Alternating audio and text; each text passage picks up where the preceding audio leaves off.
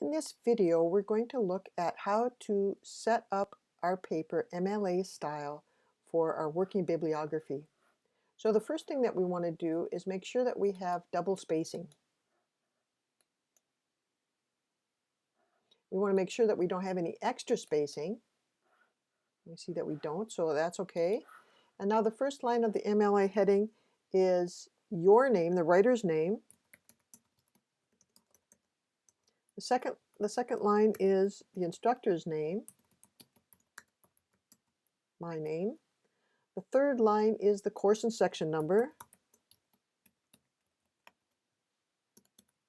And the fourth line is the date that the assignment is due.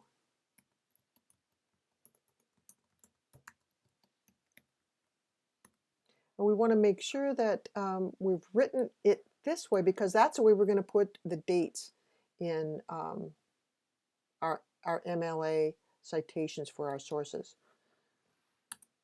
And it's a good habit to get into. And we're going to center the title, and the title is going to be Working Bibliography. Now we want to get in, before we do our first citation, I'm going to go back to the margin, and we're going to set that lower line indent, just the lower one.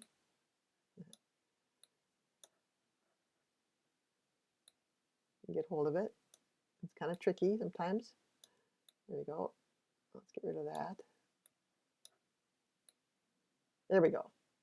Over 5 spaces. So the first line is going to be on the margin, and the second and subsequent ones are going to be indented 5 spaces. So let's do a citation for The Grace of Silence, our Campus Common book. Going to be one of our sources. We put the last name first of the author. Each piece of information ends with a period. The title should be italicized because it's a longer work. It's a book. The Grace of Silence. A colon because this has a subtitle. A family memoir. And then a period to show it's the end of this information, and we want to take the italics off. The next piece of information is the city of publication, which is New York, and then a colon, and the publisher's name, which is Vintage, a comma, the date that the book was published, and we find that in the front. It was 2011. A period to show the end of that information, and because it's a print source in MLA now, we put the word print. You could see the second line then is indented. So we've got everything that we need except the page number. So we're going to go up to Document Elements. We're going to select Page Number. We want to put it up on the top.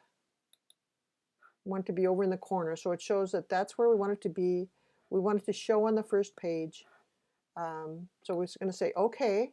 Now we want to add our name, and it's kind of strange here in the Mac format. It's a little easier to do in the PC format. But in the Mac format, we're going to click on the word layout. We're going to double click on the number so it lets us edit.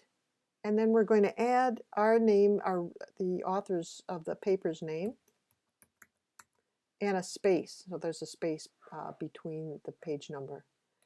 Now when we go to a second page, the author of the paper's last name and page number will automatically go on the subsequent page. So there you've got to start, and from here we're going to look for those sources in the online databases, which is the subject of another video.